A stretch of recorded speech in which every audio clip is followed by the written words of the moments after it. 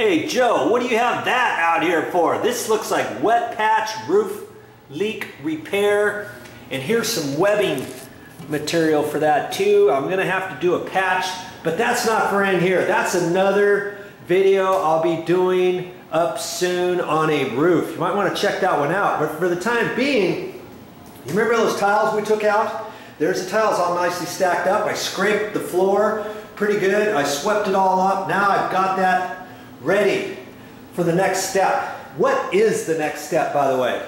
We've got everything just about ready to start floating out this floor. I'm going to do some patch repairs to this floor. I'm going to do something a little bit different than in reinstalling carpet on here. There used to be carpet and pad, tack strip, and the whole business. But I'm going to do something different to this floor. We're going to make it look like a concrete floor with stain on there and sealer. So that's my project that I'm working on. So now I've got another step to do, and see, I've got this other hallway to do here. I've got a bedroom in here to work on, and I also have a little closet here to do. This light always is off. I don't know why that is. Okay, but I have to think strategically here what to do, because when I put the feather edge material on the floor, and it's going to be like a concrete substance, I'm going to get that all over on the baseboard. Okay, I've got to float this out, and I've got to be really careful, because once I put it on, I don't want to have to clean off all the baseboards and all that kind of stuff. So one of the things I have to do is I've got to clean off this baseboard. I'm going to use some orange cleaner on the baseboard, get it all nice and clean, and then I've got to let that dry so that I can put some blue masking tape on there. I'm going to put blue masking tape on there so that when I put the feather edge material on there, I don't get any of the feather edge material onto the baseboard. Because if I do that, let's say if I just put it on and if I don't use the masking tape, it's going to get all on the base. Then I'm going to have to clean the baseboard off. And that's going to be kind of tricky, because I'm going to be right up next to the finished concrete type floor. Okay, it's like, what comes first, the chicken or the egg? How do we do this? How do we do this in a way so that we can maybe minimize the entire steps? We want to work efficiently and proficiently, okay? We don't want to do hunky-dory type stuff that's going to take too long, okay? So I've got to do that. And I look in here in this hallway, and I think I showed you this before. See how the baseboard has been painted 3/4 of the way down, and then there's an old color. Well, that's because whoever was in here, this was carpet before, they decided to paint all the walls, and they painted the baseboard down as close as possible down on the baseboard, right down to the carpet. Now that we've removed the carpet, you can see that that little edge is going to have to be painted. And so that's my next step on this entire project. Luckily, I've got the same paint here, and I'm going to run it through here, because here's the thing I want to do. I'll probably have to put 2 coats of paint on there, and I did find the paint. Voila, it's right in this little quart container. Okay, and I'm going to use just a little angled paintbrush here, and I might even just use it right out of the paint can instead of putting it like in a container like that, because I only have a little bit to do. Then I don't have to wash out that container there, and I've got 3/4 of that can is empty, so I can just kind of push my paintbrush on the side of the can, you know, every time I dip and go. Okay, that's the next step onto this entire project, because I want this paint to dry fully. I want it to cure for maybe 3 or 4 days before I install the blue tape in here. So see, after I paint this baseboard just in this little hallway, okay, then I'm gonna give it a chance. I'm gonna give it a chance to dry for 3 or 4 days, maybe even longer than that, while I then come out here and I'm gonna float out this entire floor. I gotta put 2 coats of this feather edge material on here. So I'm not gonna do the hallway just then. Then I'm gonna come into this room here, and I'm gonna do the same thing. I'm going to come into this room here. Now that could take me 3 or 4 days, okay, to do all that work. Because see, all these other areas, the baseboard was painted all the way down.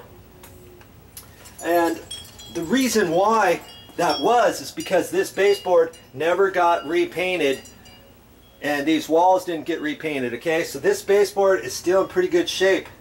Now if you wanted to, you want to spend extra time. Every time you do one project, it always seems to increase, because now after you take the carpet out, before you reinstall new carpet or laminate flooring, tile, or whatever you're going to do, planking, now's your chance to repaint all this baseboard and you don't have to cut in the bottom, do you? If you wanted to, we're not going to do that. We're only going to paint in this hallway, okay? And then we can let it dry for probably, I'm going to guess maybe 4 days it's going to take me to do all this other work. And then at that point, then I'm going to jump back and I'm going to do this hallway last, okay? Right before I do the hallway, then I'll be able to put the masking tape, the blue masking tape, right down flush with the bottom edge, okay, all the way around. And then when I put the concrete material down there, the resurfacing material, then it's not going to get up on the baseboard. And then once everything is dry and when I get ready to pull up the blue masking tape, hopefully at that point it's not going to pick up and pull up the new paint where I'm going to do down there. I'm just going to paint the last third of that base right now, and that's my project. You know, sometimes it might take me a little bit to explain what I'm doing, but there's so much information here, I've got to give it to you somehow. Okay, so hopefully you appreciate all the time that I'm talking, because I'm not talking for myself so that I can hear myself think, okay? It's not that so I can pat myself on the back to say, oh, what a good guy Joe is. No, it's for your benefit. It's not for my benefit. I'm trying to get this information out to you, and maybe that's why I'm talking a little bit fast, because I want to give you as much information as possible, trying to keep it minimized on the video. Okay, so that's the deal with that. The other reason why I'm giving you all this information is because your project is not going to be the very same as mine. No projects, no two projects are always the same. So whenever you get ready to do a project and you get everything ready and stuff, just think about it. Go through the different steps in your head. Try to devise a game plan, okay? You do that. Now sometimes your game plan might have to change. A wise man changes his mind. A fool never does. That's my pop's saying when he was alive here on this earth. And that was his dad's saying too. Okay? And that can be your saying too. You know, if you see a different way to do something, you can change your mind. That's okay. And there's always two ways to do something. So just because I'm going to show you one way how to do it, there's probably 5 different ways to do this project. I'm just showing you my way, and when you get ready to do your project, you're going to do it yours, but hopefully you'll learn a few things along the way. You keep watching my videos, and I know you can.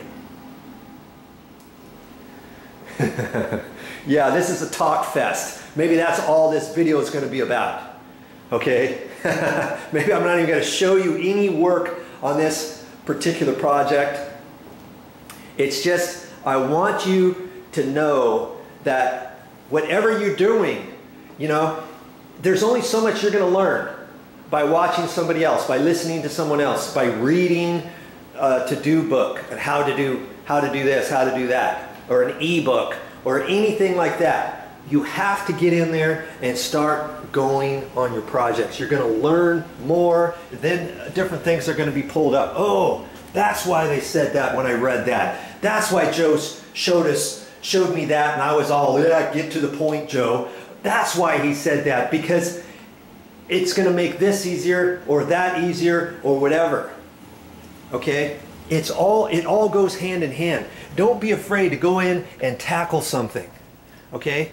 You just keep watching my videos. I keep telling my viewers, if this is one of the first videos you watch, or if you haven't heard me say this before, you know, just know that I'm not going to show you anything I don't think you can't do.